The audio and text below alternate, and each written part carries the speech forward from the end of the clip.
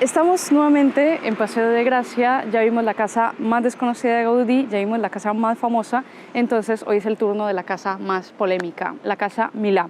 Vamos a hablar un poco de la historia del edificio, pero sobre todo queremos hablar sobre un suceso que va a marcar la historia de la ciudad y posiblemente el motivo por el cual la casa va a terminar entonces inconclusa. Estamos hablando entonces de la Semana Trágica de Barcelona.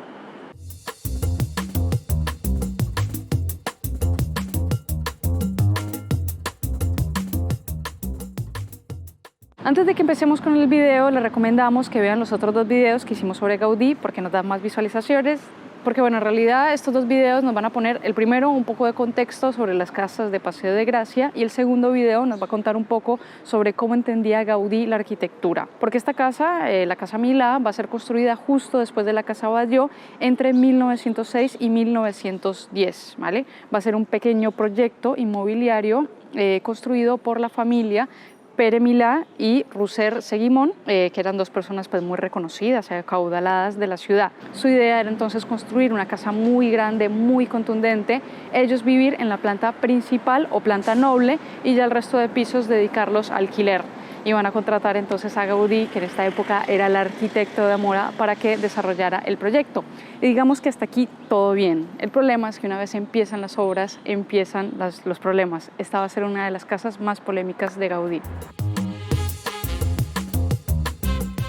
Lo primero que vamos a nombrar es la cuestión del nombre, porque bueno, no es que la gente diga, ay, la Casa Milà, en realidad la mayoría de personas la conocen como La Pedrera, que es una palabra catalana que en español significa cantera, que en realidad pues es un apodo despectivo que le ponen a la casa a los vecinos de la zona porque la casa les parecía más bien como una cantera de piedra, es por eso pues entonces que la empiezan a llamar un poco de esta manera.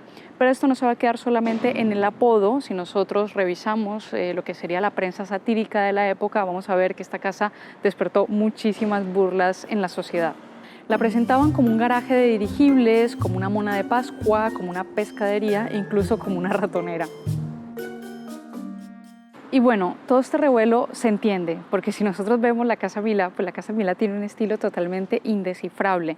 El problema va a ser que la familia, pues al parecer no estaba muy al tanto o no sabía realmente qué era lo que Gaudí estaba construyendo. Los planos, en principio, planteaban un híbrido ampliado de la Casa Batlló.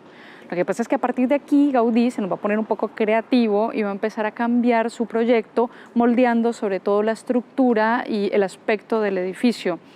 Esto pues seguramente para Milà pues, fue una pesadilla. Sabemos incluso que no estaban muy contentos con la manera en la que el edificio se iba desarrollando, pero esto no importaba porque en realidad para Gaudí esta estaba siendo una experiencia realmente enriquecedora.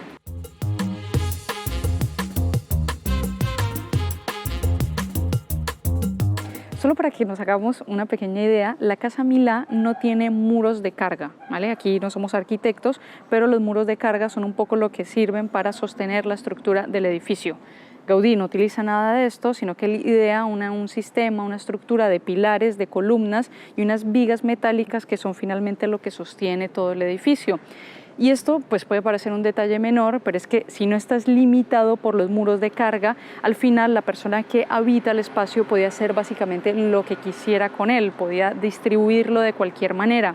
Y esta idea de una vivienda totalmente libre pues, va a ser un concepto totalmente moderno para la época. Gaudí, un crack.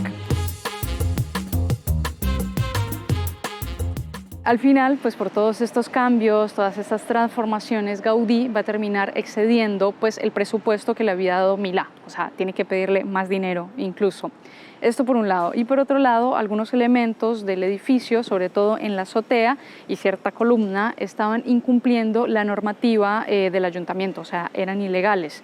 Por lo tanto, pues ustedes tienen que ir sumando, o sea, las burlas, los planos, el dinero, la columna. Y en todos estos líos, Gaudí siempre hizo caso omiso, esperando que al final tanto Milà como el ayuntamiento pues terminaran cediendo. Ya para 1909 se ve la fachada por primera vez. Faltaban todavía ciertos elementos para que la casa estuviera finalizada, pero en el mes de julio de ese mismo año pues vamos a tener un suceso en la ciudad que no solamente va a frenar las obras, sino que se va a convertir en una de las huelgas más recordadas de la historia de Barcelona, la Semana Trágica. La Semana Trágica fue una serie de sucesos que tuvieron en Barcelona y en otras ciudades de Cataluña entre el 26 de julio y el 2 de agosto de 1909.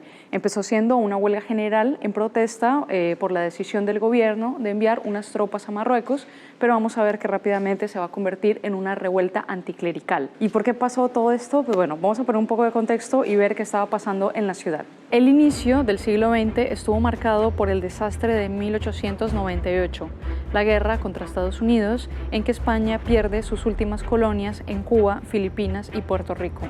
Después de este fracaso militar, España va a reforzar su presencia en el norte de África, en una de sus últimas zonas de influencia en Marruecos. Entonces, en este contexto de julio de 1909, pues habían unos trabajadores en estas minas de Marruecos que van a sufrir un ataque. No vamos a entrar en muchos detalles ni vamos a contar pues qué estaba pasando en esta zona, pero sí tenemos que nombrar que estas minas estaban siendo explotadas por un consorcio encabezado por el conde de Romanones, Eusebio Güell y el marqués de Comillas, que bueno, eran personajes muy conocidos en la ciudad, por lo que al final pues todo este conflicto se va a ver como una defensa de intereses particulares. Pero bueno, el caso es que hay ataques de parte y parte y por este motivo el gobierno conservador de Antonio Maura toma la decisión de enviar tropas militares y de las cuales también estaban incluidos reservistas, y este fue un poco el problema porque al final esta fue una medida totalmente impopular en una ciudad como Barcelona.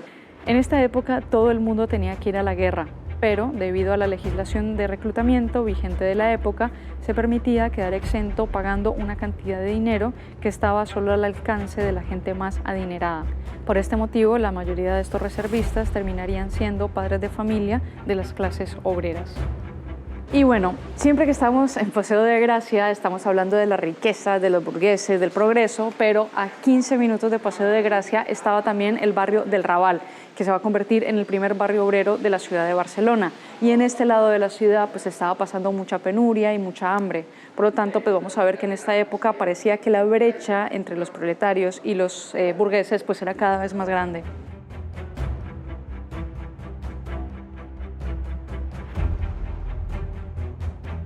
Las relaciones entre los obreros y las élites de la ciudad ya estaban lo suficientemente tensas como para que ahora empezara una guerra de la nada. Además, una guerra en la que iban a terminar peleando las clases más desfavorecidas de la ciudad. Nadie quería saber de guerras, menos pues con lo que había pasado hace poco en el desastre en Cuba. Es por este motivo entonces que las asociaciones obreras se reúnen y van a declarar una huelga general en la ciudad. El 26 de julio de 1909, Barcelona amanece ya enrarecida. Las fábricas y el comercio estaban totalmente paralizados. En algunas calles se habían construido barricadas, se habían cortado líneas telefónicas y se había interrumpido el tráfico ferroviario. La respuesta del gobierno fue declarar el estado de guerra y esperar que llegaran refuerzos para contener las movilizaciones. Pero en un punto fue evidente que las autoridades estaban desbordadas y habían perdido el control de la ciudad. El problema parece ser que ninguno de los líderes del comité huelguista, ni los catalanistas de izquierda, ni los republicanos, pues van a tomar el liderazgo de este movimiento que se estaba generando en la ciudad. Y es un poco difícil de determinar, pero en algún momento vamos a ver que esta huelga general, que incluso en algún punto pudo haber tenido como potencial de insurrección en la ciudad, se va a convertir en una revuelta anticlerical. Digamos que todo este descontento en la ciudad se va a terminar canalizando en la iglesia, que bueno, desde hace mucho tiempo pues venía generando mucho malestar en las clases populares. Esto, sumado al ya creciente anticlericalismo en la población, pues nos dio como resultado un estallido de violencia contra la iglesia. Además, pues las autoridades de la ciudad sabían muy bien esto, por lo tanto pues no tuvieron ningún problema en que se quemaran las iglesias antes que las fábricas, que el comercio, incluso que los edificios estatales. Los datos van cambiando dependiendo de la fuente, pero en estos 8 días de revuelta murieron un total de 87 personas, entre religiosos, revolucionarios y militares. Fueron asaltados 81 edificios, entre los que había 27 escuelas de órdenes religiosas, 4 escuelas parroquiales, 18 iglesias y 18 conventos. Según las crónicas de la época, la primera iglesia ardió el lunes a medianoche, pero bueno, los ataques continuaron durante toda la semana, aunque parece ser que el peor día fue el martes, en el que ardieron alrededor de 23 iglesias en el casco antiguo. De este día se recuerda especialmente la profanación de tumbas y exhibición de cadáveres por la ciudad, en especial el asalto al convento de las Jerónimas, en que los cadáveres de las monjas fueron llevados a hombros por un grupo de mujeres hasta la Plaza San Jaume. Se hizo una especie de procesión macabra que tenía como destino final la Casa de Comillas y Güell, que si recuerdan pues eran estos señores que estaban controlando las minas de Marruecos. Todo esto era como una especie de advertencia. En fin, ya vamos a ver entonces que para el jueves las cosas se van a empezar a calmar un poco. Además llega el ejército que logra controlar a la ciudad. Y vamos a ver que ya también el lunes, pues el 2 de agosto, que es cuando termina la semana trágica, a los trabajadores se les promete que se les va a pagar toda la semana, por lo que finalmente vuelven entonces a las fábricas. Sabemos que los sucesos de la Semana Trágica Gaudí los vivió con absoluto terror, o sea, tengamos en cuenta que Gaudí es una persona sumamente católica, por lo tanto, todos los sucesos que estaban teniendo lugar en la ciudad, pues parece ser que lo marcaron bastante. Incluso uno de sus biógrafos principales, que se llama Gilles van Hensberger, va a afirmar que Gaudí al final de su vida estaba totalmente convencido de que toda esta perversidad y toda esta corrupción de la ciudad de Barcelona solamente iba a ser expiada a través de la Sagrada Familia, y no por nada entonces la Casa Milà va a ser entonces su última obra civil. A partir de aquí Gaudí solamente se va a enfocar en la Sagrada Familia, que por cierto nosotros tenemos un par de videos sobre este tema para que si quieren los pueden entonces ver. De todas maneras, durante la Semana Trágica, la Casa Milà pues, no sufrió ningún daño. Aún así, el siguiente año tuvieron que parar las obras en la construcción porque, como habíamos dicho antes, la casa no estaba cumpliendo ciertos reglamentos municipales, por lo tanto se detienen las obras para solucionar un poco toda esta cuestión. Al final, Gaudí va a terminar saliéndose con la suya porque pues, todas estas sanciones no se van a poner en marcha teniendo en cuenta el carácter monumental que tenía el edificio. Entonces ya va a ser en 1914 cuando se reanudan las obras, pero entre todos los problemas y todos los trámites, Gaudí ya estaba totalmente desentendido de la obra. Quedaban pendientes algunos detalles un poco más decorativos en la parte de los balcones, en el interior de la casa, pero el detalle más importante que faltó poner en el edificio fue una Virgen de 4 metros que estaba destinada a coronar la fachada principal de la casa. La Virgen no la ponen nunca en el edificio. Milà pensaba de que si ponía esta Virgen, la casa iba a parecer una fortaleza dedicada a la Virgen, y viendo cómo estaban los ánimos en la ciudad, pues pidió entonces, exigió que quedara totalmente retirada del proyecto.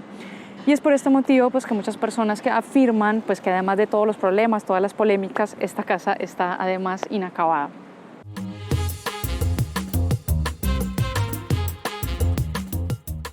Bueno, pues esa era entonces la historia de la Casa Milà y de la Semana Trágica, 1909, un año muy importante para Barcelona. Se nos nota un poco el amor por Gaudí, nos gusta bastante su arquitectura. Si les gustó el video, dejen like, suscribirse, que también es muy importante, y cualquier cosa que se les haya pasado por la cabeza, cualquier temática, ya saben que en la caja de comentarios nos pueden dejar todas sus impresiones. Pero eso es todo por hoy, amigos. Adiós, adiós.